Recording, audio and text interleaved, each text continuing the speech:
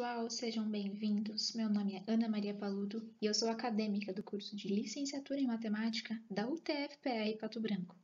E na aula de hoje continuaremos o estudo da teoria dos conjuntos e vamos ver alguns conjuntos especiais que frequentemente aparecem no estudo dessa teoria: conjunto unitário, conjunto vazio e conjunto universo.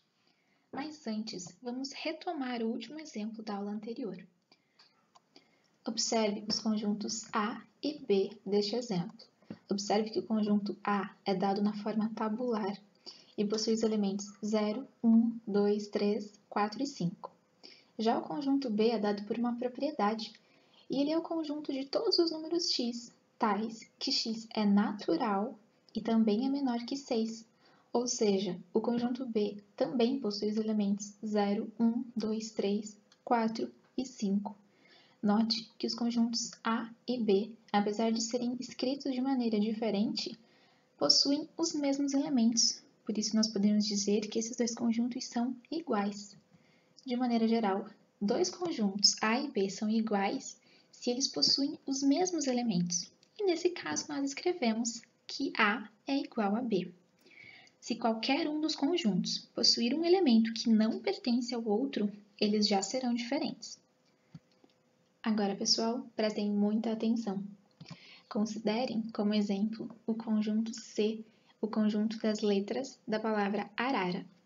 Então, C é formado pelos elementos A, R, A, R, A.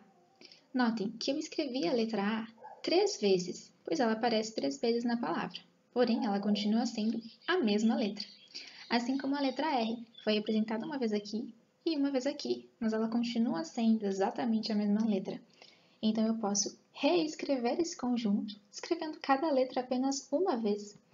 Apenas A, R. O conjunto continua sendo exatamente o mesmo, pois as letras da palavra arara continuam sendo as mesmas. Além disso, se eu escrever essas duas letras em uma ordem diferente, isso também não vai alterar o conjunto, pois as letras continuam sendo as mesmas.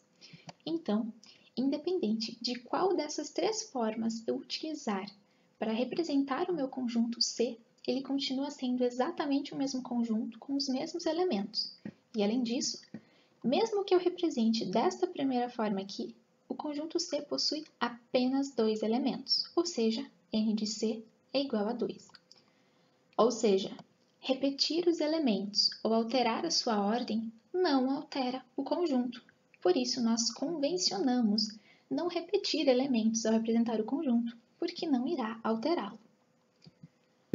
E agora, vamos estudar o conjunto unitário. Para isso, considerem o seguinte exemplo. O conjunto A é o conjunto dos números x, tais que x pertence aos inteiros, ou seja, x é um número inteiro, e quando eu multiplico x por 4, eu obtenho 12.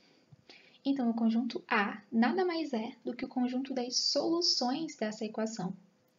Para resolvermos essa equação, basta nós dividirmos ambos os membros por 4. E dessa forma, eu tenho que x é igual a 3.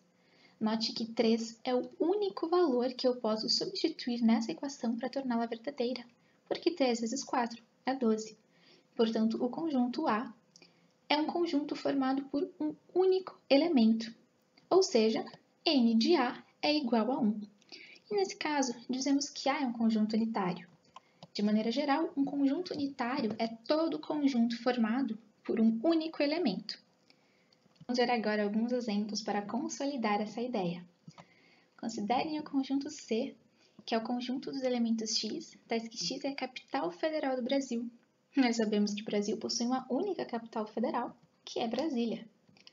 O conjunto D é o conjunto dos estados do Brasil que fazem fronteira com o Uruguai.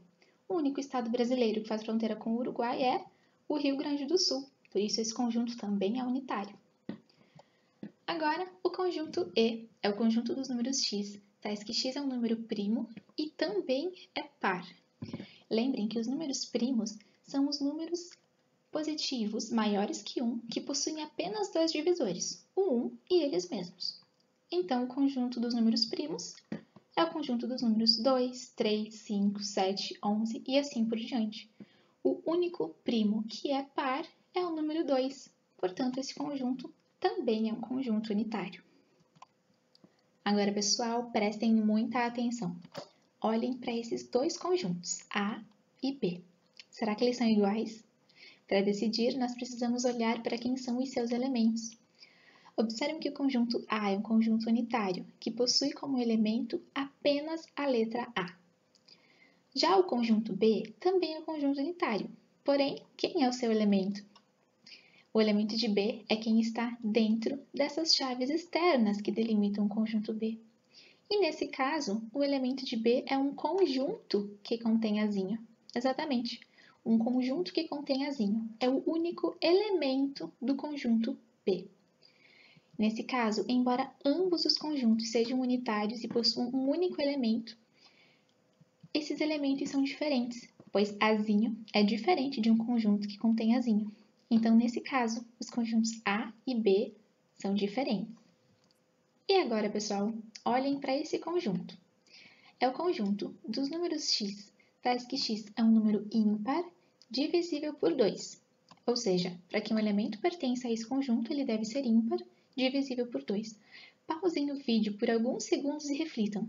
Quem são os elementos do conjunto B? Bom, por definição, nós sabemos que nenhum número ímpar é divisível por 2. Então, nesse caso, não existe nenhum elemento que satisfaça essa propriedade que descreve o conjunto B. Por isso, nós dizemos que ele é um conjunto vazio. Um conjunto vazio é todo conjunto que não possui elemento algum, e ele é representado por um desses dois símbolos. Pode ser essa bolinha cortada ou as chaves, sem nada dentro.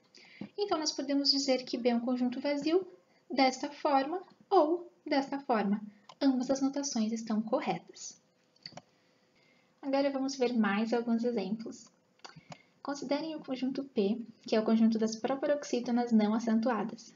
Se nós lembrarmos das aulas de português, nós sabemos que as proparoxítonas são palavras cuja sílaba tônica é a antepenúltima, como, por exemplo, dúvida, século, próximo e matemática.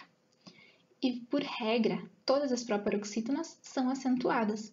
Então, não existe nenhuma palavra que satisfaça essa propriedade. Por isso, esse conjunto é vazio.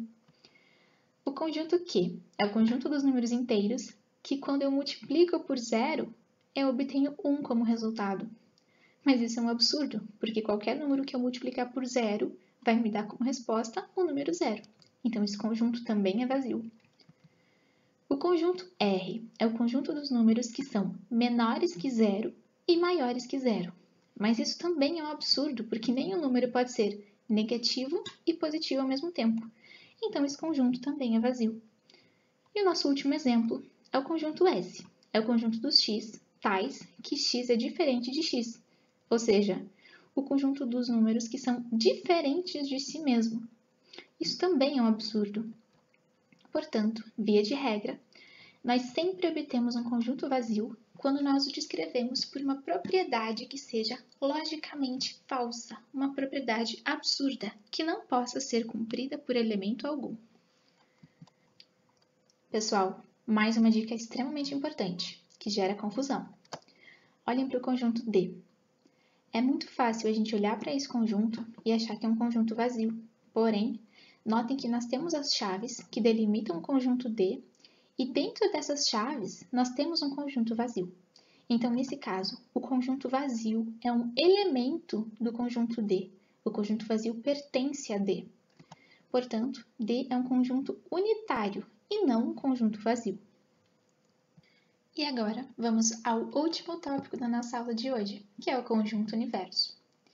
O conjunto universo é o conjunto de todos os elementos que estão relacionados a um determinado estudo.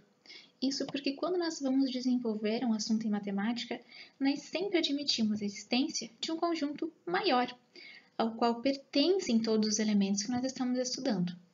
Por exemplo, considerem a seguinte equação, x² igual a 9. Existem dois números inteiros que satisfazem essa equação, que são o 3, positivo, e negativo. Isso porque quando eu faço 3², eu obtenho 9. E quando eu faço menos 3², eu também obtenho 9.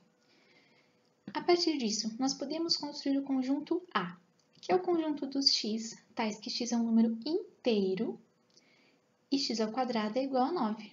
Nesse caso, o A é formado pelos elementos -3 e 3, pois esses são os dois números inteiros que satisfazem a propriedade do conjunto A.